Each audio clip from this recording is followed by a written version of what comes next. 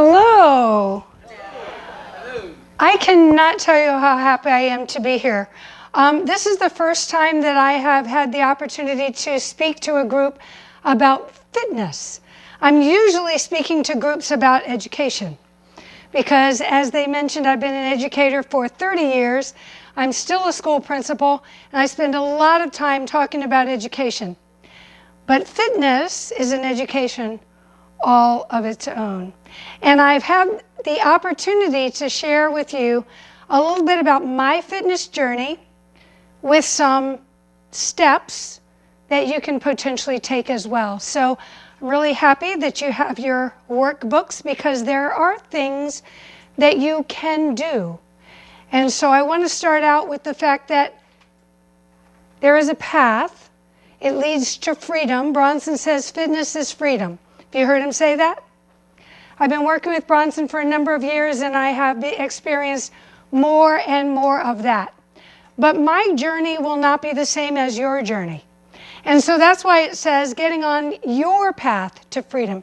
Your path may be different than mine, but there will be some overlap and some things that are the same. And I want to go ahead and start sharing with you about my journey. There's a picture of me about 8 years ago. First thing you need to know, you can do the math right there. I am 69 years old. Okay, so I've been on this journey with my son for about 8 years, and I had no intention of getting on this path. I was fine. I was not overweight. I did not have anything wrong with me. I perceived myself to be in good shape. I was in pretty good shape for somebody that was 60-some years old. And then time went on and I kind of knew this, but I pretended I didn't know this, that bones have an impact with age. So osteopenia, yeah, I should probably think about that. But no, until I was 61 and the dreaded, you have osteoporosis. Your fracture risk is high. I'm like, oh no. I knew that was coming, but now here I am. What do I do about that? I'm at a crossroads. You may not realize that you have perhaps been at a crossroads for a while, but you have been not paying attention to the sign. I was not paying attention to the sign because I felt fine. You can't tell when your bones are deteriorating. You feel fine until they tell you your bones are deteriorating, you better not fall down. And so I realized I'm now at a crossroads and I have to take the blinders off and I have to actually decide something. Okay, so the radiologist, great fellow, he said to me, you have osteoporosis and I have bad news for you. Your doctor is going to tell you that you need to take Boniva or Actonel or Fosamax or one of those other drugs for your bones, and I want to tell you, don't do it. It's poison. Okay, so this is the radiologist. I'm like, okay, now what am I going to do? Well, we all know that weight-bearing exercise is the answer, don't we? And we think that walking will be enough. But I have to tell you, walking is not quite enough. You need to have a little more weight bearing on you for your bones to stay dense. And so I realized that I had to make a change. I had to make a decision because my osteopenia had been getting worse by like 2% every year. 2%, another 2%, another 2%. This should not have been a surprise to me. But here I was now, what do I do? Now I have to figure out, is there a way to undo it? You have to figure out what is your why. We often get to this first step because something hits us in the face that we were trying to ignore and tells us, now you have to make a decision. You have to make a decision. Perhaps that's why you're here, because something hit you in the face and said you need to make a decision. Are you going to stand there and pretend that you can stand there? You can't stand there. Standing there is like being on one of those treadmill things in the airport. Do you ever just stand on one? If you just stand there, what happens? You're moving backwards. You're not making any progress forward. So you can't just stand there. You may be here because there was a medical diagnosis that hit you. Something happened with a family member. Your family grew and you realized, oh, I want to be here for my grandchildren. I now have 2 great-grandchildren. Bronson's a grandpa. Think about it. Think about that. I have 2 great-grandchildren, and I wanted to be around for all that. So you have to think, what matters to me? Because what matters to me may not matter to you. Your bones might be just fine. I also have hypothyroidism. I didn't care. I could take Synthroid and that I didn't care. That was not a problem. It was not a motivating factor for me. You need to find something that matters to you, that you have an emotional impact about why you want to change. The fact that you're here, that's a step in the right direction. Even if someone dragged you here, I won't ask if you're here because somebody made you come. Okay? So the first thing is I have to make a decision. And then the next thing is, well, what decision do I have to make? What am I going to do? I have to develop some means of knowing that. I was fortunate. It was very clear to me. Either I deteriorate, or I take one of these poison drugs, or I do weight-bearing exercise. That seemed to be my only options, right? So I said, well, I don't want to take poison. Clearly doing nothing isn't doing anything, so I need to do weight-bearing exercise. I had to decide that, and I was pretty clear about it. You have to decide what you have to do. There's lots of information out there. Have you looked online? Have you Googled any of whatever it is you're dealing with?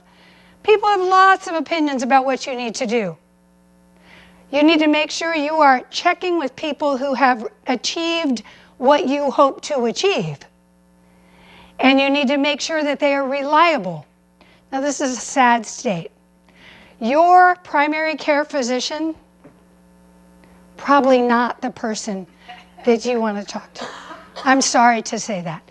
There would be doctors here to talk to. You will be able to ask doctors questions. They will be able to answer you. But you want to use reliable resources. One of the things that I have appreciated about my son is that he does the research. If you know anything about him, you know he does the research because he wants to understand how does all of this really work and why does it work so that he can be clear. If you just look on Google, you're going to see all kinds of people saying all kinds of things and you're going to be stuck in this picture. Where do I go? Which direction? I want to tell you, don't use that as an excuse to take no action. Don't say, well, I can't do anything because I don't know what to do.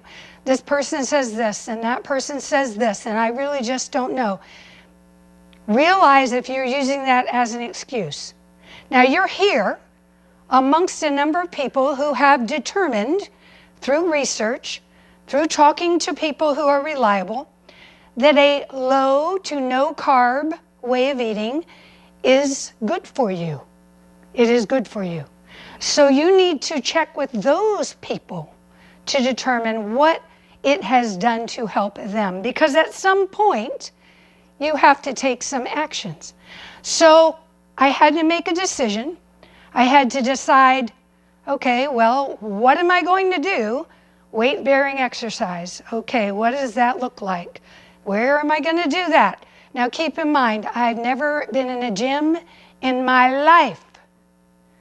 Never. I was not athletic. I tried to be a cheerleader once.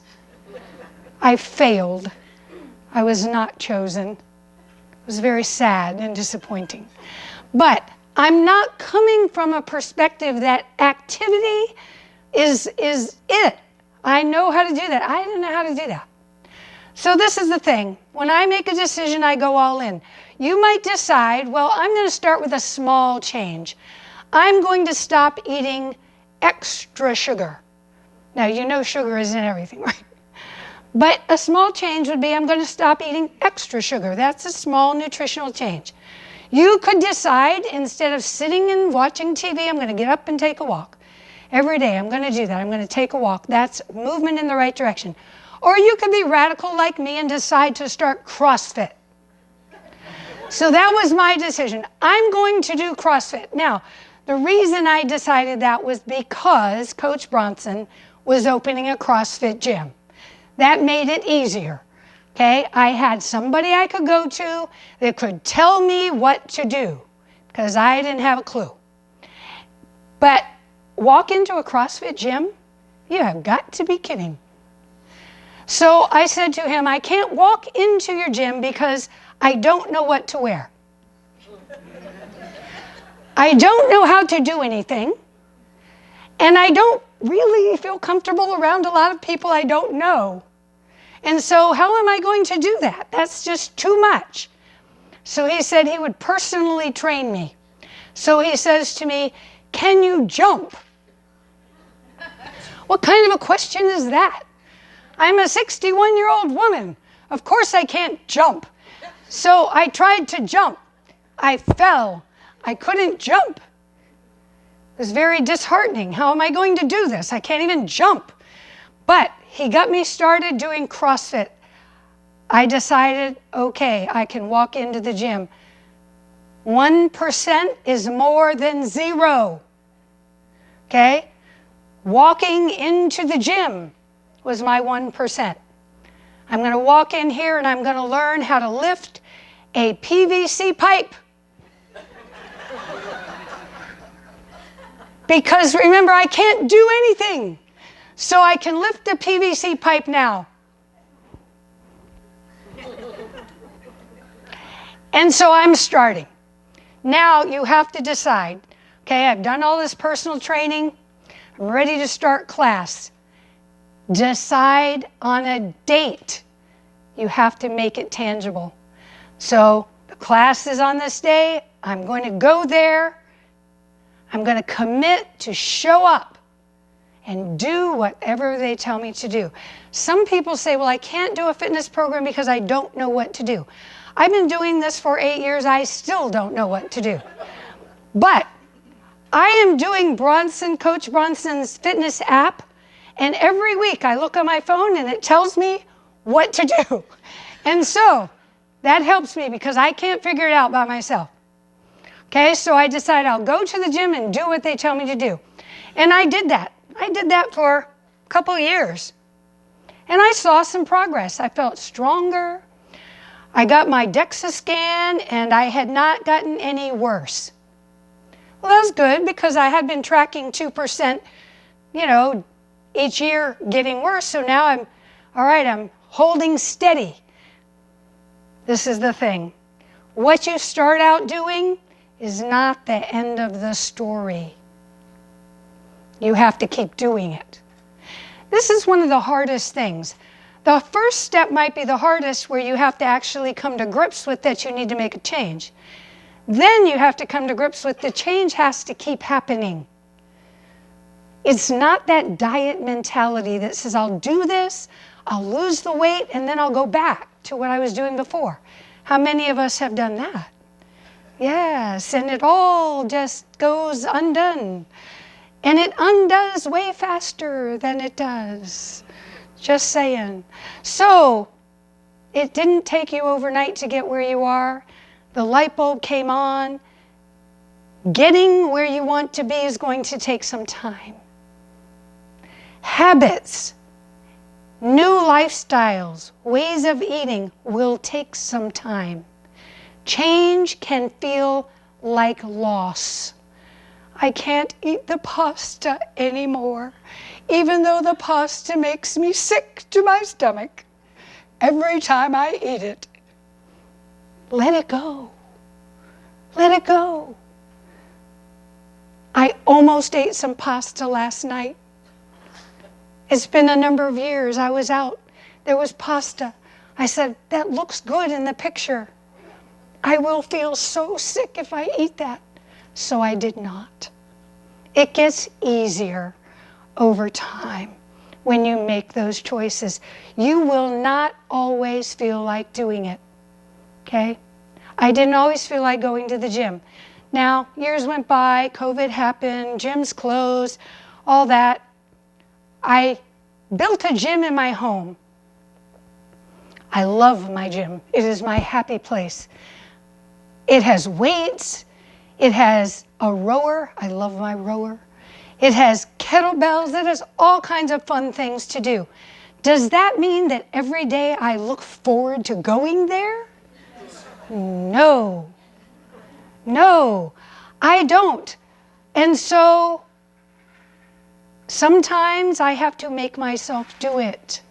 How do I make myself do it? You have to think what will work for you. This is what can work for me.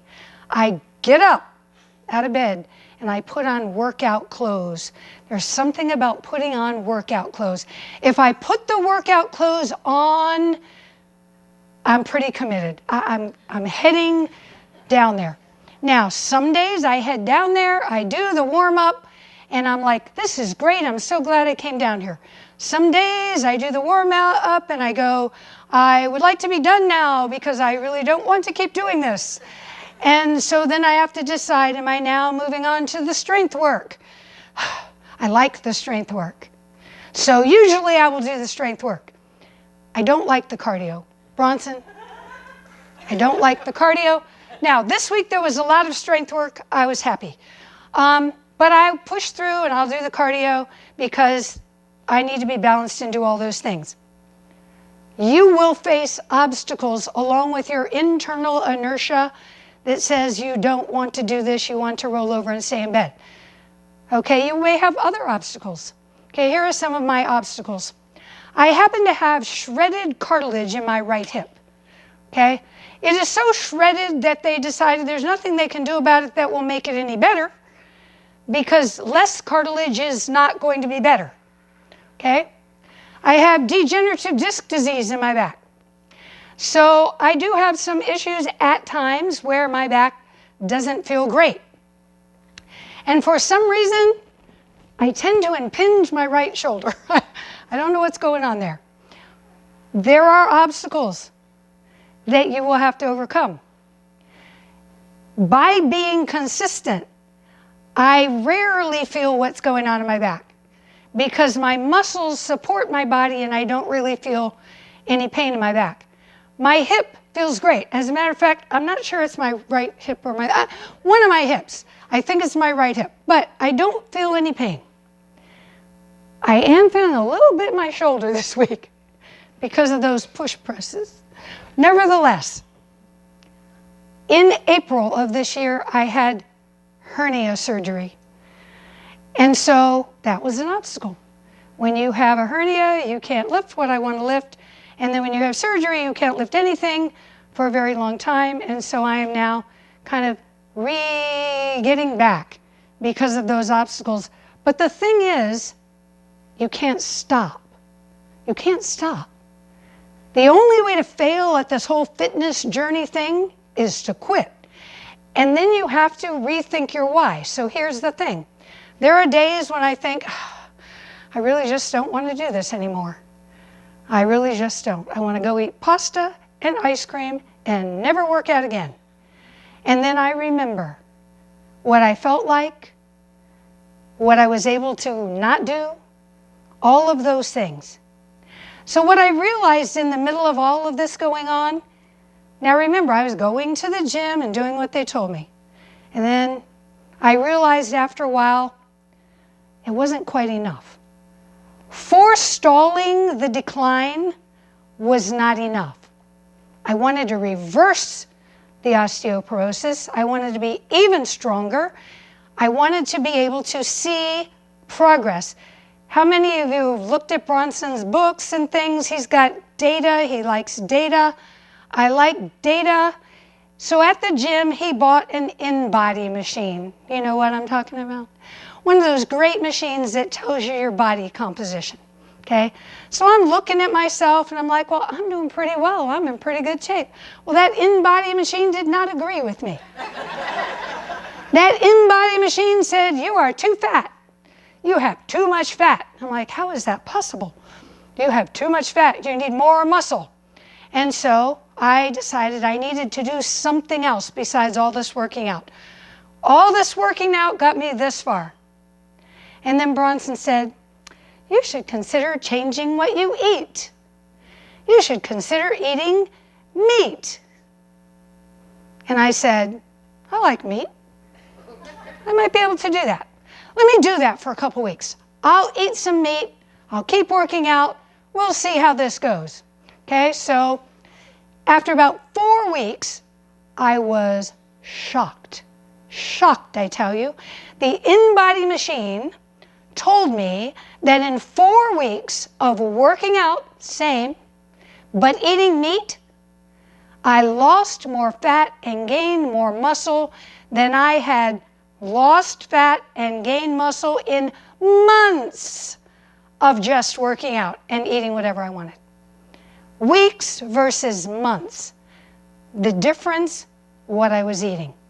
So, I'll give this a try for a couple weeks, turned into, that was 2018 or so.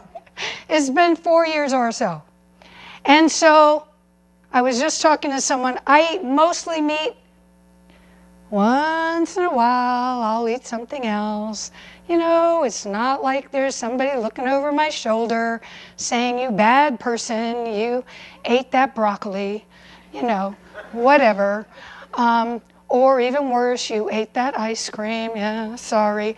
I've been watching the 2 Crazy Ketos with their ice cream machine, and I'm just like, oh my gosh, you know, maybe I need to go buy one of those things. But 4 years or so, 4 years or so, I am going strong. So I want you to know my freedom now, no more osteoporosis. Yes, I was able to go back, get a Dexa scan, and they said, your spine is normal. Normal. Crazy. My hypothyroid, still on meds, but less meds. Had kidney stones, they disappeared. Disappeared. I still work full-time as a school principal.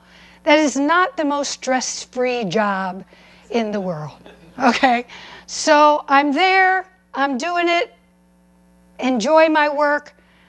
I am almost 70, I'm still doing it. And I'm able to lift things. I love lifting heavy weights. I talk to some of you and they're like, I want to lift weights. Yes, do it. Lift weights. It's so much fun. And it's good for you. I can do things. Remember, I couldn't jump. I can do things now that I could never do. So I told Bronson, I said, I need to show these video clips.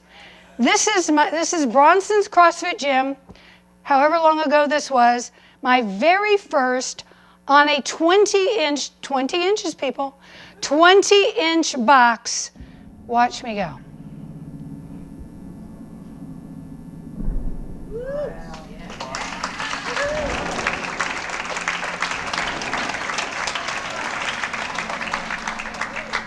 So I am so happy that I can do those things. They're just fun to do. This was one of my most fun workouts that I did with Coach Bronson. This workout is not my favorite workout. It is called Death by Burpees. This is the one that Rachel was saying, Death by Burpees. But I enjoy doing it with him. You too, whatever your fitness journey needs to look like, whatever freedom means for you, you can get there. 5 burpees.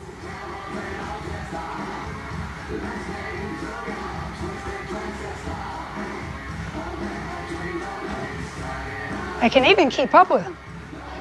He's going slow for me. Beautiful.